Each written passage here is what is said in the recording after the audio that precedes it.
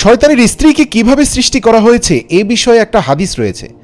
যখন আল্লাহ তাআলা শয়তানের স্ত্রী ও সন্তানদের সৃষ্টি করার ইচ্ছা করলেন, তখন শয়তানের মধ্যে রাগের উদ্রেক ঘটালেন। ফলে শয়তান প্রচণ্ড রেগে গেল।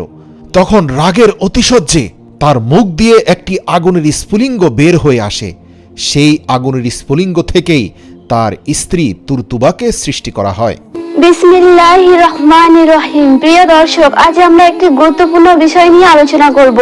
ইবলিস শয়তানের স্ত্রী কিভাবে হলো আর সন্তান কিভাবে হলো এবং তার 5 সন্তানের কাজ কি। অনেকে এই বিষয়ে জানতে চান, কিন্তু সঠিক তথ্য না জানার কারণে বিভ্রান্ত হন। প্রথমে একটি বিষয় পরিষ্কার করে নেওয়া দরকার। কুরআন ও সহিহ হাদিসে ইবলিসের স্ত্রীর নাম স্পষ্টভাবে উল্লেখ নেই। তবে আলেমদের কিছু বর্ণনা ও তাফসিরে বলা হয়েছে ইবলিসের বংশবৃদ্ধি হয়েছে এবং তার অনেক সন্তান আছে যারা মানুষের ক্ষতি করার কাজে নিয়োজিত। যেভাবে মানব জাতির বংশ বিস্তার ঘটেছে, দেশ উপমহাদেশ মিলিয়ে পৃথিবীতে 700 কোটিরও বেশি মানুষ ছড়িয়েছে, একইভাবে ইবলিসও তার বংশ বিস্তার ঘটিয়ে এই পুরো মানব জাতিকে পথভ্রষ্টতার কাজে কভারেজ দেওয়ার জন্য তার সন্তানদেরকেও ছোট ছোট দল এবং উপদলে বিভক্ত করে বিভিন্ন দায়িত্বে নিয়োজিত করেছে। আর তারা প্রতিনিয়ত মানুষকে গুনাহের মধ্যে লিপ্ত করছে। কোনো শয়তান মানুষকে জানার মধ্যে লিপ্ত করছে, তো কেউ মদ পানে লিপ্ত করছে, আবার কেউ গীবতে সহায়তা করছে, আবার কেউ মানুষের মধ্যে হত্যা বা মারামারির মতো সংঘর্ষ বাঁধিয়ে দিচ্ছে। তবে হাদিস থেকে জানা যায় শয়তান ইবলিস পৃথিবীর বুকে কোনো অনাচারে এতটা খুশি হয় না। শুধুমাত্র একটি অনাচারে সবচেয়ে খুশি হয়, সেটা হচ্ছে স্বামী স্ত্রীর বৈধ সম্পর্কের মধ্যে তালাক করিয়ে দিতে পারলে শয়তান পৃথিবীতে সবচেয়ে বেশি খুশি হয়।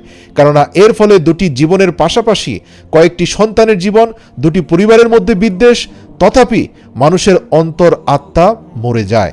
এজন্য বৈধতা থাকলেও পৃথিবীর বুকে সবচেয়ে অপছন্দনীয় বৈধ কর্ম হচ্ছে তালাক দেয়া।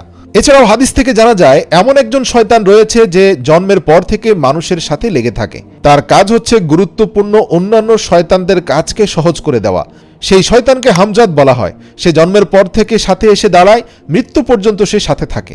তবে যে ব্যক্তি প্রতিনিয়ত ইস্তেগফার, সূরা নাস, সূরা ফালাক এবং দিনে অন্তত 2 বার আয়াতুল কুরসি পাঠ করবে, তার উপরে শয়তান হামজাদের কোনো ভূমিকা থাকবে না এবং কোনো ক্ষমতাও থাকবে না। প্রিয় দর্শক, আলোচনা করব শয়তানের ঘর কোথায় এবং শয়তান কি খায়, কোথায় থাকে। ইবলিস সম্পর্কে হাদিসে আছে যে তার আরশ হলো সমুদ্রে এবং সেখানে সে তার সিংহাসন বিছিয়ে আছে। সকল শয়তান প্রতিদিন সেখানে গিয়ে তাদের প্রতিদিনের কারগুজারি শোনায়। আমি আজ এই করেছি, আমি আজ অমুক অমুক গুনাহ করিয়েছি, ইত্যাদি ইত্যাদি। শয়তানের ঘর সম্পর্কে অন্য এক বর্ণনায় রয়েছে, শয়তানকে যখন আল্লাহ তাআলা অভিশপ্ত করে বিতাড়িত করেন, তখন বিতাড়িত শয়তান আল্লাহ তাআলার নিকটে আরজি পেশ করলেন, হে আল্লাহ, আপনি আমাকে আপনার দরবার থেকে বের করে দিচ্ছেন, এখন আমার জন্য একটা ঘর নির্ধারণ করে দেন। তখন আল্লাহ তাআলা বললেন, তোমার ঘর হলো প্রত্যেকটি ঘরের ভিতরে টয়লেট, অর্থাৎ বর্তমান জামানার বাথরুম। এরপর সে আল্লাহ তাআলার কাছে আবেদন করলো, আমার জন্য একটা বৈঠকের ব্যবস্থা করে দিন। তখন আল্লাহ তাআলা বললেন, তোমার বৈঠক হলো বাজার এবং রাস্তাঘাট। এরপর শয়তান আবেদন করলো, আমার জন্য খাবার দাবার নির্ধারণ করে দিন। তখন আল্লাহ তাআলা বললেন, ওই সকল বস্তু তোমার খাবার যেগুলো খাওয়ার পূর্বে আমার বান্দা আল্লাহর নাম নেয় নাই। এজন্য হাদিসে রয়েছে, যখনই তোমরা খাবার দাবার খাবে তখনই বিসমিল্লাহির রহমানির রহিম বলে খাও। সবচেয়ে সুন্নতি তরিকা হচ্ছে খাবার খাওয়ার পূর্বে বিসমিল্লাহি আলা বারকাতুল্লাহ পড়া। যদি ভুলে যান, খাবারের মধ্যখানে মনে হয়, তাহলে বিসমিল্লাহি আউয়ালাহু আখিরা পড়া। তাহলে শয়তান কোনোভাবে আমাদের খাওয়া দাওয়ায় শরীক হতে পারবে না। এরপর শয়তান আবেদন করলো, হে আল্লাহ, আমার পান করার বস্তু নির্ধারণ করে দিন। তখন আল্লাহ তাআলা বললেন, প্রত্যেক নেশাজাতীয় জিনিস তোমার পান করার বস্তু। এরপর শয়তান আবেদন করলো, আমার দিকে মানুষকে আহ্বান করার পদ্ধতি নির্ধারণ করে দিন। তখন আল্লাহ তাআলা বললেন, তোমার প্রতি মানুষকে আহ্বান করার পদ্ধতি হলো অশ্লীল গান বাজনা। তারপর শয়তান আবেদন করলো, আমাকে একটা কিতাব দিন। তখন আল্লাহ তাআলা বললেন, খারাপ কবিতা এবং চটি গল্প তোমার কিতাব, অশ্লীল বাক্য, অশ্লীল স্ট্যাটাস হচ্ছে তোমার স্লোগান। শয়তান আবেদন করলো, আমার জন্য কোনো কালাম নির্ধারণ করে দিন। আল্লাহ তাআলা বললেন, মিথ্যা হলো তোমার কালাম। পৃথিবীর সবচেয়ে ভয়ঙ্কর অপরাধ, যেই অপরাধ মানুষ করলে আল্লাহ পাকের অভিশাপে লিপ্ত হয়, তা হচ্ছে মিথ্যা। সুতরাং এটা দিয়েই তুমি তোমার জাল বিস্তার করবে। আজকে আমাদের দেশে খাদ্যদ্রব্যে ভেজাল, ওয়াদা ভঙ্গ করার প্রবণতা, ধোঁকাবাজি, প্রতারণা, এই সবই কিন্তু মিথ্যার চূড়ান্ত পরিণতি। শয়তান বলল, মানব জাতির মধ্যে আমাদের এমন কোনো অস্ত্র নির্ধারণ করে দিন যা ব্যবহার করে আমরা খুব সহজে অন্যদেরকে ফাঁদে ফেলতে পারবো। তখন আল্লাহ বললেন, অকৃতজ্ঞ এবং লোভী নারীরাই হলো তোমাদের ফাঁদ। প্রিয় দর্শক, হাদিস থেকে আমরা জানতে পারি শয়তান আমাদেরকে কিভাবে গোমরাহ করে এবং শয়তানের খারাপি থেকে বাঁচার জন্য কোন সব বিষয় থেকে আমাদের বেঁচে থাকা জরুরি। আসুন দুই হাত তুলে রব্বুল আলামিনের দরবারে আজ থেকে আমরা প্রতিজ্ঞা করি, আমরা রাসূল সাল্লাল্লাহু আলাইহি ওয়াসাল্লামের তরিকার উপরে শক্তপোক্তভাবে দাঁড়িয়ে যাব, কোনোভাবেই শয়তানকে নিজেদের হৃদয়ে আশ্রয় প্রশ্রয় দিব না। ইবলিস ছিল জিন জাতির অন্তর্ভুক্ত। আল্লাহ তাআলা যখন হযরত আদম আলাইহিস সালামকে সৃষ্টি করলেন তখন সকল ফেরেশতাদের আদেশ দিলেন তাকে সম্মান করে সিজদা করতে। সবাই সিজদা করলো, কিন্তু ইবলিস অহংকার করে সিজদা করলো না। সে বলেছিল আমি আগুন থেকে তৈরি আর আদম মাটি থেকে তৈরি, আমি কেন তাকে সিজদা করব। তার এই অহংকার ও অবাধ্যতার কারণে আল্লাহ তাকে অভিশপ্ত করে দেন। সেই দিন থেকে ইবলিস মানুষের শত্রু হয়ে যায়। সে আল্লাহর কাছে সময় চেয়েছিল কিয়ামত পর্যন্ত, যাতে সে মানুষকে ভুল পথে নিয়ে যেতে পারে। আর সে প্রতিজ্ঞা করেছিল যত বেশি সম্ভব মানুষকে সে আল্লাহর পথ থেকে দূরে নিয়ে যাবে। ইবলিসের স্ত্রী কিভাবে হলো? কুরআনের সহিহ হাদিসে ইবলিসের স্ত্রীর নাম স্পষ্টভাবে উল্লেখ নেই, তবে ইসলামী আলেমদের ব্যাখ্যা অনুযায়ী জিনদের মধ্যে পুরুষ ও নারী রয়েছে এবং তাদের মাধ্যমেই বংশ বিস্তার হয়। অর্থাৎ ইবলিসের স্ত্রীও জিন জাতির একজন ছিল। মানুষের মতো তাদের বিবাহের বিস্তারিত পদ্ধতি আমাদের জানানো হয়নি, কারণ এগুলো গায়েবের বিষয় যা আমরা পুরোপুরি জানি না। আমাদের জন্য গুরুত্বপূর্ণ বিষয় হলো শয়তান ও তার অনুসারীরা মানুষের ক্ষতি করতে চায়। ইবলিসের সন্তান কারা? কিছু ইসলামী কিতাবে বলা হয়েছে ইবলিসের অনেক সন্তান রয়েছে। তাদের মধ্যে কয়েকজন বিশেষভাবে মানুষের ক্ষতি করার কাজে নিয়োজিত। যদিও এই নামগুলো সহিহ হাদিসে স্পষ্টভাবে পাওয়া যায় না, তবুও অনেক আলেম ব্যাখ্যার জন্য উল্লেখ করেছেন। এগুলো জানার উদ্দেশ্য হলো মানুষ যেন শয়তানের কৌশল বুঝতে পারে এবং সতর্ক হতে পারে।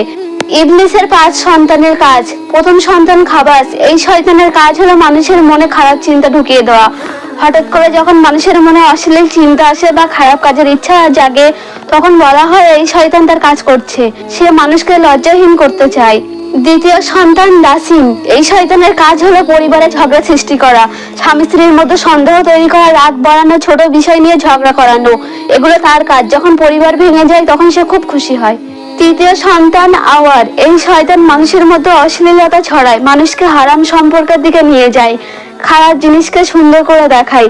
আজকের যুগে মোবাইলের মাধ্যমে অনেক মানুষ এই ফাঁদে পড়ে। চতুর্থ সন্তান মাসওয়াদ। এই শয়তান মিথ্যা কথা ছড়াতে সাহায্য করে, গুজব ছড়ানো, ভুল তথ্য বলা, মানুষের নামে মিথ্যা অপবাদ দেওয়া, এগুলো তার কাজ। পঞ্চম সন্তান জালানবুর। এই শয়তানের কাজ হলো ব্যবসায় প্রতারণা করানো, ওজনে কম দেওয়া, মিথ্যা কথা বলা, মানুষের টাকা অন্যায়ভাবে নেওয়া, এসব কাজ করলে সে খুশি হয়। শয়তান কিভাবে মানুষকে ভুল পথে নিয়ে যায়? শয়তান খুব চালাক। সে কখনো সরাসরি বলে না তুমি বড় গুনাহ করো, বরং ধীরে ধীরে মানুষের মনে ভুল পথে নিয়ে যায়। প্রথমে ছোট খারাপ চিন্তা দেয়, তারপর সেই চিন্তাকে স্বাভাবিক মনে করায়। এরপর মানুষ সেই কাজ করতে করতে অভ্যস্ত হয়ে যায়। একসময় সে বুঝতেই পারে না সে ভুল করছে। উদাহরণস্বরূপ, প্রথমে নামাজ দেরি করায়, তারপর নামাজ ছেড়ে দিতে অভ্যাস করায়। প্রথমে ছোট মিথ্যা বলায়, তারপর বড় মিথ্যা বলায়। এভাবেই শয়তান ধীরে ধীরে মানুষকে দূরে নিয়ে যায়। শয়তান কখন বেশি সবচেয়ে খুশি হয়? যখন মানুষ নামাজ পড়ে না, যখন মিথ্যা বলে, যখন অন্যের ক্ষতি করে, যখন খারাপ কাজে জড়িয়ে পড়ে, যখন পরিবারে ঝগড়া করায়, যখন মানুষ আল্লাহকে ভুলে যায়। শয়তান থেকে আমাদের বাঁচার সহজ কিছু উপায় আছে। 5 ওয়াক্ত নামাজ পড়া, প্রতিদিন আল্লাহকে স্মরণ করা, কোরআন তিলাওয়াত করা, সত্য কথা বলা, ভালো বন্ধু নির্বাচন করা, খারাপ কাজ থেকে দূরে থাকা। রাসূল সাল্লাল্লাহু আলাইহি সাল্লাম বলেছেন, যখন মানুষ আল্লাহকে স্মরণ করে তখন শয়তান দূরে সরে যায়। আমাদের মনে রাখতে হবে শয়তান সবসময় চেষ্টা করবে আমাদের ভুল পথে নিতে, কিন্তু যদি আমরা সচেতন থাকি তাহলে শয়তান আমাদের ক্ষতি করতে পারবে না। আল্লাহ আমাদের সঠিক পথে চলার তৌফিক দান করুক, আমিন। প্রিয় দর্শক বৃন্দগণ, ভিডিওটি ভালো লাগলে লাইক দিন, কমেন্ট করুন এবং আমার চ্যানেলটি সাবস্ক্রাইব করে পাশে থাকুন। আল্লাহ আপনাদের উত্তম প্রতিদান দিক।